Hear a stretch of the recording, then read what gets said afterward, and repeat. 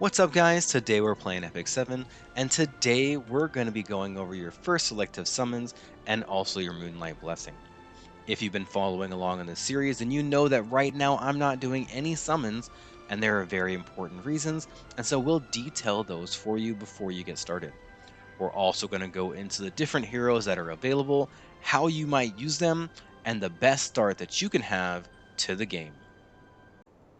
I know a lot of you are really excited for your selective summons, but I want you to wait until at least the 7th day. On our 7th day reward, we see that we're going to be getting a 5-star hero from episode 1.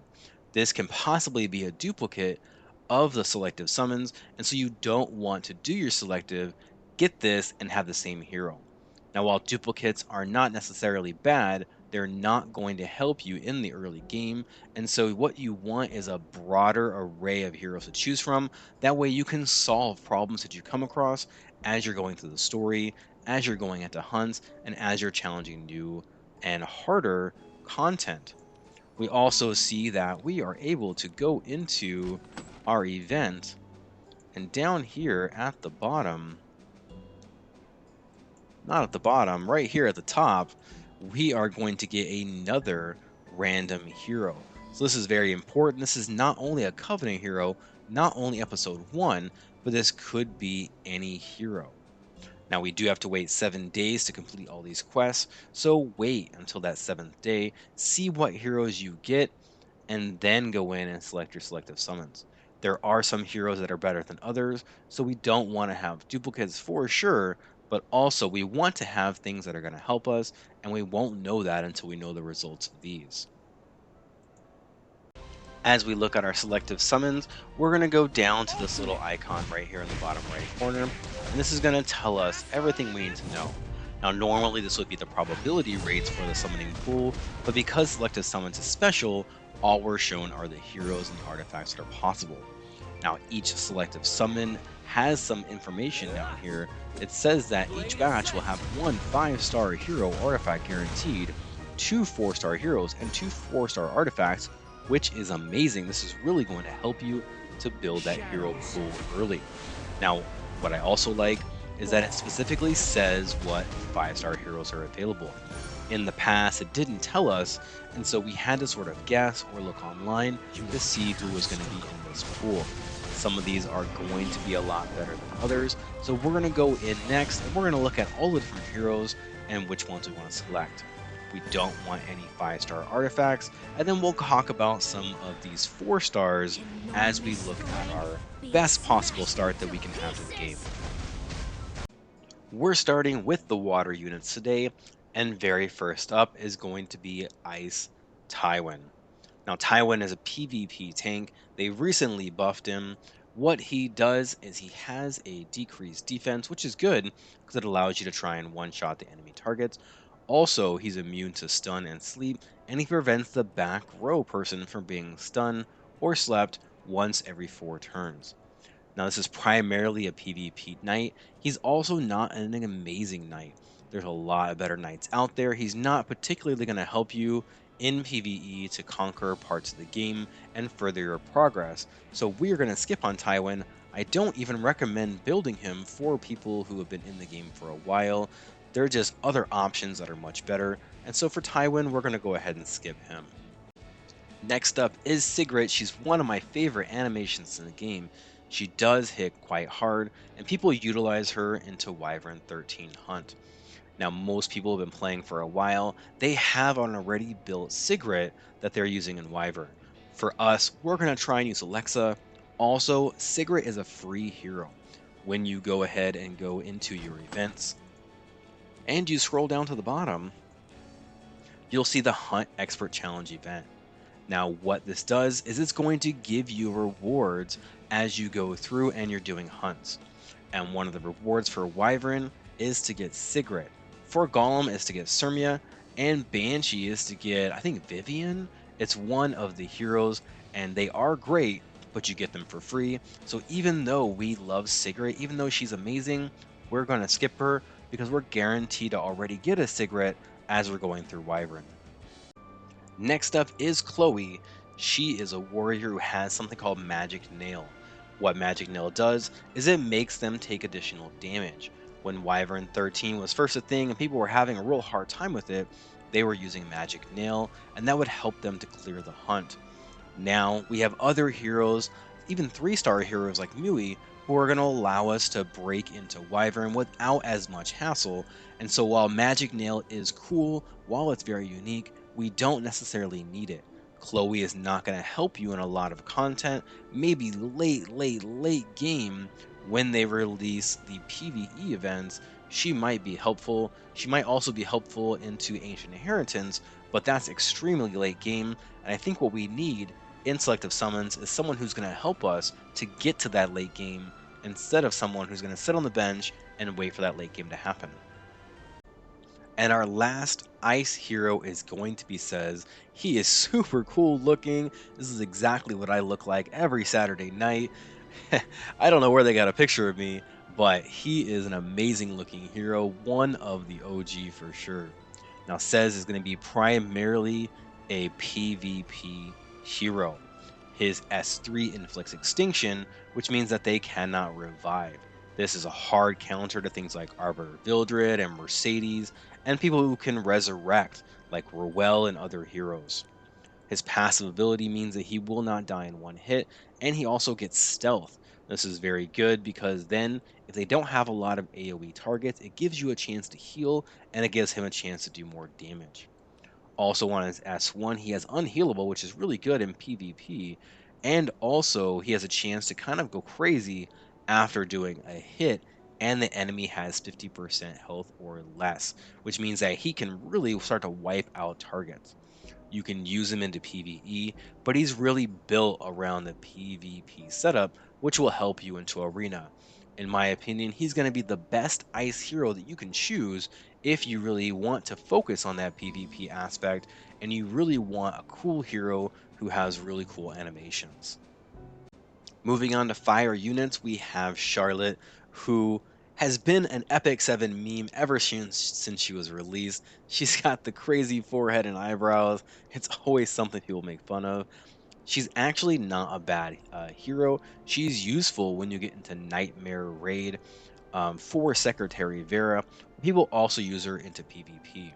They recently changed some of the way that her skills work, where a successful hit always results in a critical, which means that you build her with a lot of crit damage, you build her with attack, defense, and HP, and she can last in sort of this bruiser meta.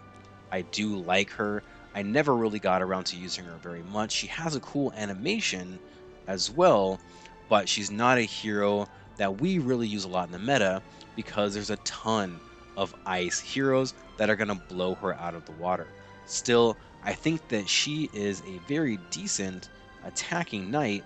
The problem is that we're building Mercedes, and so we already have a fire DPS. We don't want 2 fire carries because then when we go into water levels, we're going to have a very hard time.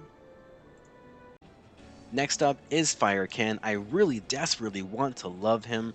He is a fighting spirit hero, which means that he has a new kind of energy called fighting spirit that he has to develop before he can use his S3 and really lay down a lot of damage on the enemy.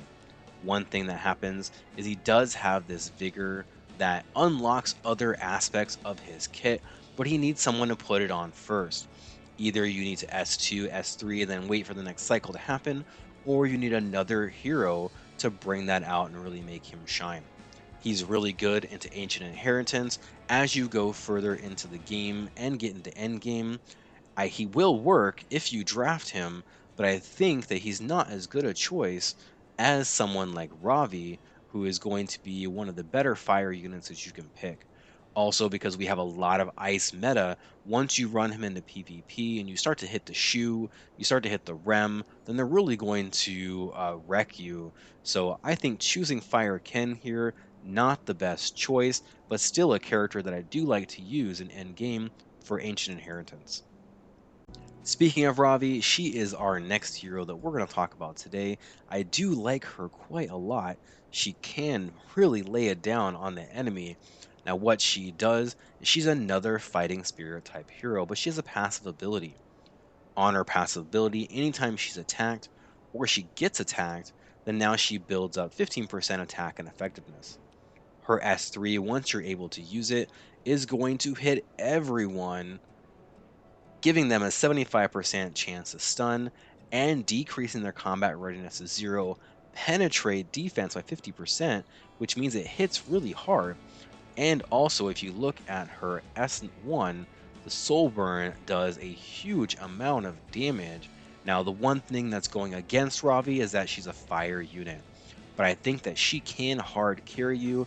You can use her into end game as you get into Nightmare Raid. You can use her into Ancient Inheritance. You can use her into PvP. You can use her into RTA. As a fire hero, I think that she's the best choice. Next up, we have Baal Sazan. You know, I'm not going to use him. I refuse to draft Baal and Sazan. He's super creepy. I watched too many horror movies. I'm not going to do it.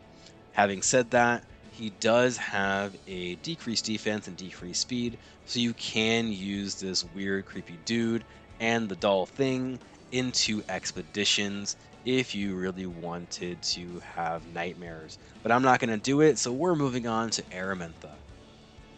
Next up, we have Fire Aramentha, who is an awesome hero. She was just dominant when the game came out. They gave her a nerf, then they gave her a buff, then they gave her another buff, and I think that she's in a good place where she works. You can tell that she's sort of one of the original heroes because her graphic and animation look a little different. The new heroes coming out, they have a different style, and so you'll notice that as you go through and see the different kind of heroes that are available.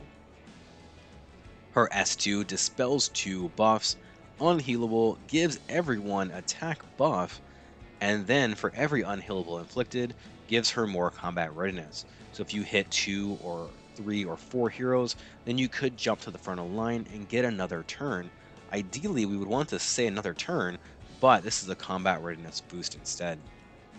Now onto her S3, she's going to inflict burns. Then she has a chance to stun, and she gives herself a barrier. Barrier will be proportional to her attack, and as you know, burn, bleed is also proportional to attack. So this is a hero that you want to build with high attack, high speed, and high effectiveness. Onto her S1, she detonates those burns, which means that instead of going burn for a couple of turns, that they're going to all take that damage all at once. This can be very good in a certain Hall of Trials. It can also be very good when you get into the Nightmare Raid, and she's very good into PvP. Now, having said that, she's a little bit harder to build. The effectiveness is pretty easy to get, but getting speed, getting attack early in the game is not going to be that easy. Having said that, she's going to be super fun. Having these control heroes with burns and just watching them detonate is one of the funnest things about this game. I really like it a lot. She's an awesome hero to pick. I think she's just behind Ravi, who will do better for you. But if you want Fire Aramentha, she has uses as you're going through and also into endgame. Next up, we're going into the Earth heroes, and we're going to start with Basar. I'm going to say Basar is a skip. What he does is he's going to remove all buffs and make them unbuffable and decrease their combat readiness. He ignores effect resist, which made him super strong when he was very popular. The problem is that because he was so dominant, they released all of these counters, and now he's very difficult to use. In a bruiser meta, he's unusable, and in a speed meta, he's not fast enough to be an opener, so we definitely want to skip Basar. Ludwig is one of the original cleavers. He has a very interesting kit. On his S number 2, he grants himself invincibility, which means that he cannot be killed unless this is dispelled. And then on his S3, he's going to penetrate by 30% and then an additional 30% if he's invincible. The problem with Ludwig is that now we have so much more penetration that his damage sort of falls behind other heroes. Now, having said that, this is an AoE penetration, which is very good. So you can use him into a cleave style, you can use him into a lot of PvP, but I think that he falls behind a lot of damage users, and so we probably don't want to draft him in our selective summons. Next up, we have Destina, who is our only Soul Weaver in the bunch. Now, what she does is she has a unique buff that increases her effect resist, so it makes it very hard to land things like stun and sleep on her. We also have that she resurrects dead allies with 20% health. This can be very good because it can bring you back from the brink of disaster, right? You go into a battle, they knock you dead, you bring them back, and now you have a chance. My biggest problem with Destina is that she's very niche when you get into RTA and not for general use. We have other 3-star Soul Weavers who can be better healers than this, and we don't really need the resurrection. So I'm going to skip on Destina, and maybe if you really like her, to pull her onto a different banner than your selective summons. Vildred is an Earth Thief, and I do like him a lot. He's general damage. He's going to help you when you get into story mode. He's also going to help you into some of your hunts.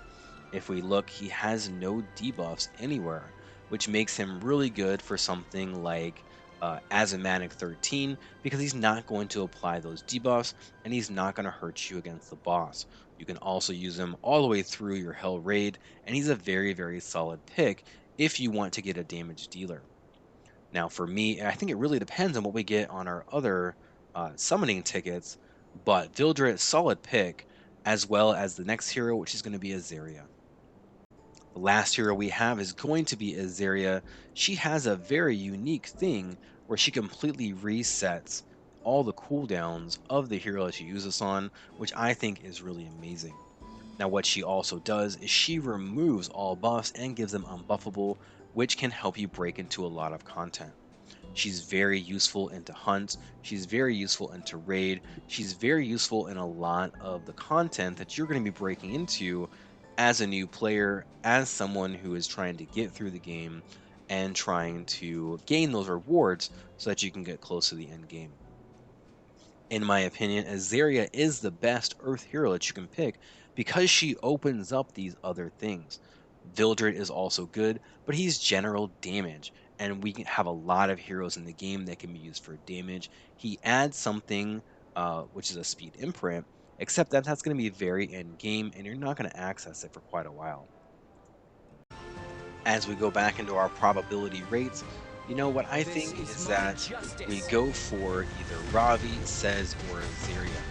Those heroes, while they won't break your game if you miss them, are going to help you as you progress through the story and also move into With the hunts. light If we get any 5-star artifacts, then that's an immediate disappear. skip.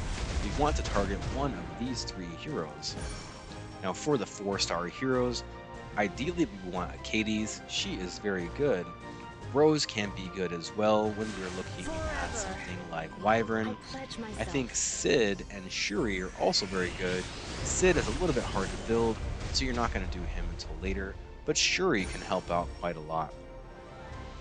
If we look at our 4-star artifacts, I Radiant want to get one Aureus if I can. for a miracle. If you're going to go for Azaria or for Shuri, then Rosa works really well. If you're going for Sez, then I think that you pick up Dust Devil or Aaliyah's Knife. And This if you're is your going for end. Ravi, there's not a lot of good warrior artifacts, so just pick up one of the other ones. If you happen to get a Tag of Hell's Ancient Book, then I think that's very good because the more copies you can have This of is that my going into victory. the game would be amazing. Here we go with our summons. They recently changed this animation and it does look pretty nice, but it takes a little bit to get used to. For those of you who haven't summoned yet, when you see the gold shine, that's going to be a guaranteed 4 or 5-star. And here we have Koli. The ones that look like little cards there, those are going to be the artifacts. This is the 5-star artifact. We already know that we can skip this because we're not looking for any 5-star artifacts. Now, if you don't want to watch the animation, because you're going to be summoning this quite a lot, they have a skip button, which I do like. Here we start with Says, but no useful artifacts, so we're going to go ahead and skip this one. Now, one of the main reasons that we are not starting with a 5-star artifact is because while they are good and they do help you, you do need 5 copies to max them out. So, getting a 5-star artifact is very usable at plus 15, but the 4-star artifacts are also very good and they're great in a lot of cases to substitute, so it's not a mandatory item to have 5-star artifacts. You're going to generally get these as you're playing the game, either through a reward or through purchasing them with your powder. So this is going to be something that you're going to acquire over time. Unless you are really buying a lot of packs and things, then of course we're going to get a lot of things over time. Being free to play, we want to start with the best start we can to give us a lot of those options to challenge new content. And so we need to have heroes. A lot of times you're going to be working with just one copy of a hero, and so that's quite all right. Not having the imprints is not going to make or break your game. That's really for something in like the upper echelons of legend players where the imprint helps them to reduce the amount of gear they need to achieve certain types of scores to outgear the opponent or for the strategy they're trying to use. So in this one, looks like we got Chloe. Again, Chloe is not going to help us break any new content. Let's go ahead, we're going to keep looking for something else. In this case, we get Abyssal Crown. And again, we're not after any artifacts.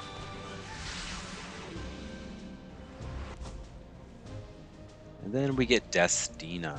So if you really like Destina, I think you want Destina and Aureus together. So keep summoning. If you really want Destina, make sure you pull in Aureus. That will help quite a lot with the damage mitigation. This time we get Araminta and Tagahels, which is good. Not a bad start. They're really good together. So this would be a pretty decent start if you really wanted to use Araminta. That one has Charlotte. Now I'm after either Ravi, Azeria, or Sez with other decent artifacts and 4-star heroes to go with it. This one gives Azeria and Rosa, which is really good. We get Rin, which isn't bad, and Crozet. We have Moonlight Dreamblade, also not bad. So what I'd like to show you here is the record summons. So if you think this is a summon that you might like to come back to at some point, because these are heroes that you like to have, you can click on record summon results. Now as you see, I have already done some summons and I did record some. So we have the 150th, which is the current summon, and then we have the 66th. And this is going to be a Ravi summon, which turned out to have Shuri and Rose, which I thought was a pretty good start as well. If you'd rather have your current summon, you can click record and it'll save over this one. When you leave and then come back into it, you're still going to be able to select it. So one good strategy is to record one and then have one with 2 different heroes and 2 different starts. That way when you get to your 7th day, you're able to select the one that you want. I'm actually going to wait a couple more days. I'm only on day 3, but these are 2 good starts and I wouldn't mind either one. So they're definitely going to help me break into that new content and further progress into endgame. And next up, we're going to talk about Moonlight Blessing. This is an area that's about as contentious as they get in Epic 7. When this came out, these were very rare heroes, and they give you one for free as you progress through the game. You don't want to make a bad choice, but all of them are very usable if you know what you're doing. Martial Artist Ken, he is a hero who will counter attack when someone lands a successful critical hit against him, and he has really big damage when that happens, so very fun hero to use. He also always has a critical hit, so you don't have to build any critical hit on him. You're going to use everything except for speed and crit and effectiveness, which is really, really nice. The problem with this hero is while he's very fun to use, he's fallen out of the meta quite a lot because a lot of the hero kits that have come out, their abilities don't have you cannot land a counter attack against them. So because you can't counter, now Martial Artist Ken just gets blasted, and so not as meta as he once was. Judge Kisei is one of the very cool characters in the game. She has a really awesome look. In my opinion, I like Blue Kisei better, but Judge Kisei, definitely a favorite among fans.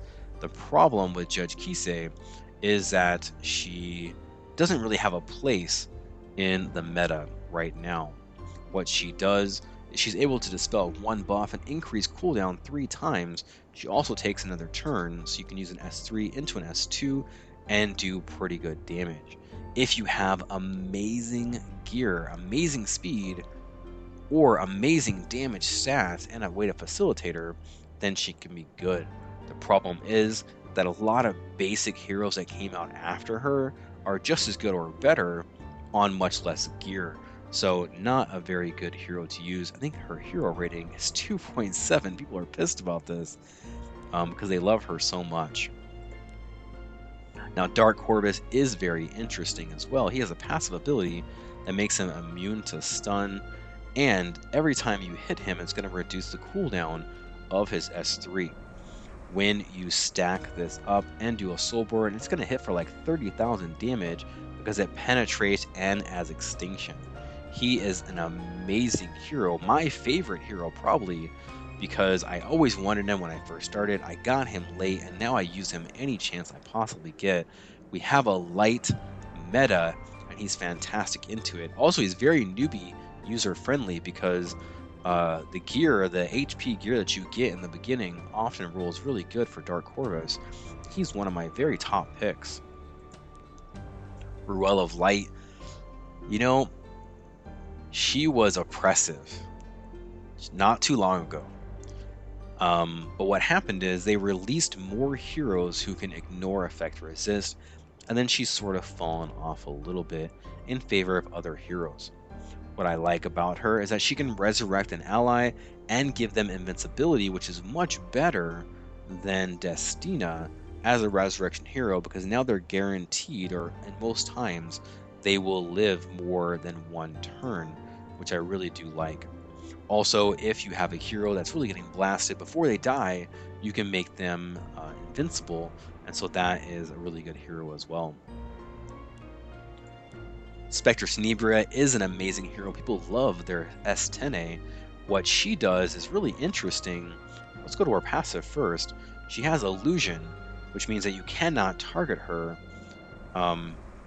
during battle unless you're using an AoE attack, an attack that hits more than one target. So, if you go into a match and they only have single target ability, she's basically invincible. They can't hit her, which is really good. She has a stun onto her S3, and when her S3 is on cooldown, then S1 will do hit more than one target, inflicting poison. S10A is really good into Guild War. She can be used into Arena, and she's really good into Abyss because the poison does 5% of max health. So a lot of targets are immune to poison, but Abyss is not immune to poison most of the time, which means that you can really stack up the poisons and get through a lot of the content. So she'll help you in PvE, she also helps you in PvP. In my opinion, she is another very, very top choice. Arbiter Vildred was oppressive as well. People who have Arbiter Vildred love him. He has fallen off quite a bit in the meta now because he does have a lot of counters as well. With his passive ability, when he receives lethal damage, he's going to resurrect. So if you do, like let's say you S3, somebody kills him, then you have another chance to S3 again and possibly wipe the other team. So he's a super fun hero to use. He is very challenging. You want to throw your phone across the room when Arbiter Vildred works against you. But in my opinion, he's no longer a must-pull unit. He can be good for damage dealing as you're going through things like story mode, but there's also other damage dealing heroes that are just as good who you can build and survive much better, right? So I think Arbiter Vildred no longer a must pull, and he's really not even good into raid, whereas Spectre Tenebria can be used into raid to break through your labyrinth and get into late game. So what is this going to look like? You can choose a hero and then you can change your choice one time. So this is very important because you can't just try every hero. I wish that you could just keep selecting and trying them out. That would be better for new players. But I think what you do is you either pick Spectre Tenebria or you pick Dark Corvus. In my opinion, Dark Corvus will help you more as you get into Guild War, will also help you more into Arena to achieve higher ranks, and that will get you more of your premium currency because you're going to be higher rank in Arena. Spectre Tenebria, there's a lot of heroes in the meta right now who do AoE attacks, so she's not as safe as she once was, but she's very good as you go through into Abyss. I did all of Abyss without Spectene, so I don't think that she's necessary, but these, in my opinion, are the top two. On this account, I will be using Dark Corvus, who I think is much better choice, but if you want to pick Spectene, I think she's also very solid. Once you select your Moonlight Blessing, you're going to see all of these quests that pop up, and these are things you must accomplish before you get this hero permanently. A lot of these things will not be immediate, so you're going to have to progress through the game before you even unlock this hero. Now, if you click reset, you get an error message, and the error message says that you cannot reset more than once, and so make sure that you know what you're doing before you do this. I don't like this. I really wish that they would allow you to try all the different heroes before you make your selection.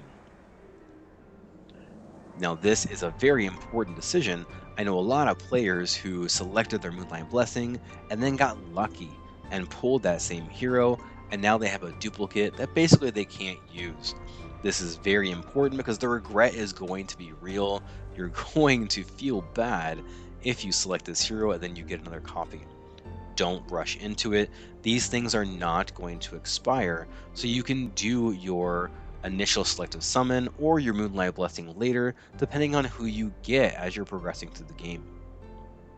Thank you guys so much for watching. I hope that you enjoyed this video and it helps you make a decision to really start the game off right, because that's really what we want.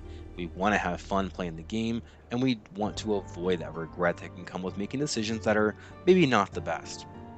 Give me a like so other people just like you can find it as well. Until next time, happy hunting and good luck on your battles.